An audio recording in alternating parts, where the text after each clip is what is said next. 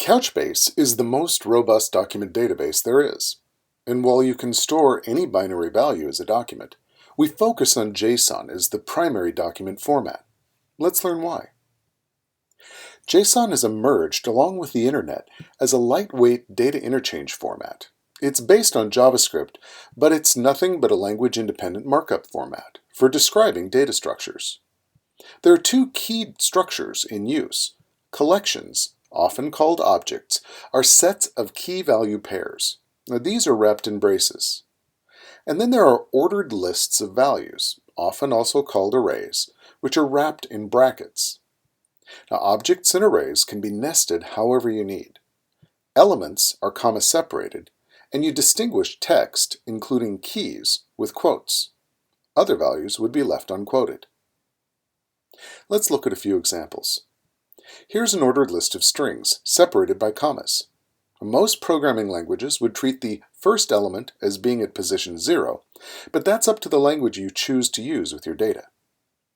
Here's a collection, or dictionary, or objects, of primitive values. Now notice the keys are all quoted as text.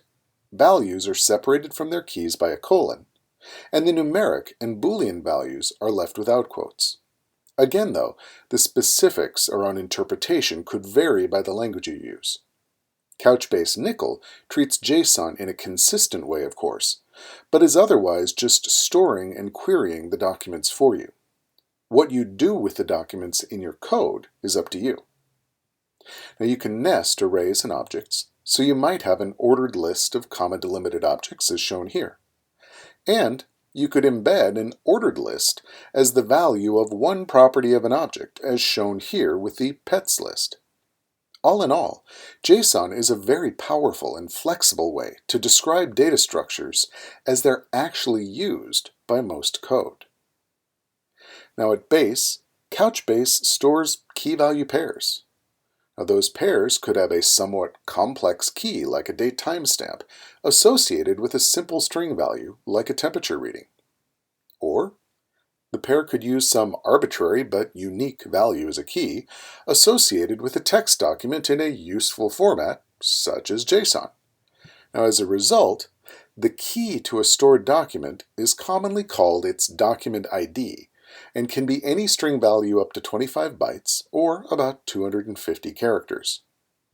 The value is anything up to 20 megabytes, which is anywhere from 5,000 to 20,000 characters, depending on the byte length of the character set in use. Now when we say document, we mean any value stored with a key regardless of its size. The document ID is manually created. It just needs to be unique within its bucket. As we'll see in more detail later, document IDs are put through a consistent hashing to determine their storage location. As noted, the document can be any value up to 20 megabytes, whether that's a null value, because maybe all the data you need can be stored as a key, or a complex data-rich document in JSON or some other markup. Now, if you are using JSON, the brace-wrapped object or dictionary format is used as the document root. Each document is stored along with metadata, including a unique ID known as a CAS, CAS, or check and set value, along with an expiration timestamp, often called a TTL for time to live. Now, the easy way that JSON describes multidimensional data structures is why it works so well for application development. Applications focus on objects, and objects are comprised of things like people and things and the contexts which help describe them.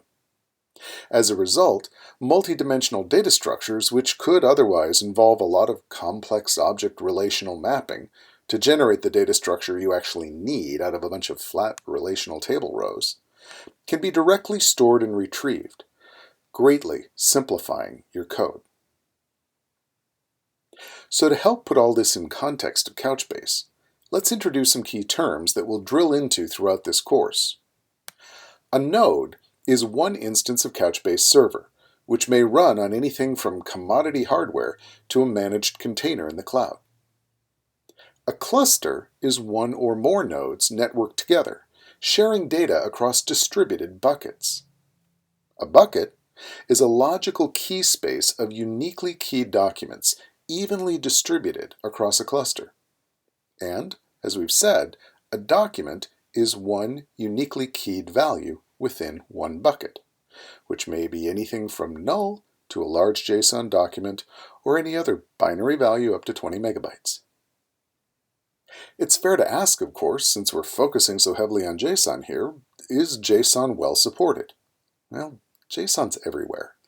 There are parsing libraries for virtually every language. There are tons of excellent resources online. It's even standardized with an RFC. But do you have to use JSON with Couchbase? No. You can store, as we keep repeating here, any binary value up to 20 megabytes as a single Couchbase document. So you can serialize objects or even store XML if you're into that sort of thing. So what have we learned here? JSON is a very widely used data interchange format. So widely used, it's been standardized. It is based on collections and ordered lists. Because these can be nested as needed, it's easy to represent complex data structures in JSON. Couchbase stores documents in buckets on nodes in clusters. Couchbase focuses on JSON because it's widely available and easily understood. It's also easily evolved as your code and data structures evolve over time. It also supports multiple dimensions and maps easily to objects. Stick around. In our next lesson, we're going to dive into the services that a Couchbase server node exposes to you.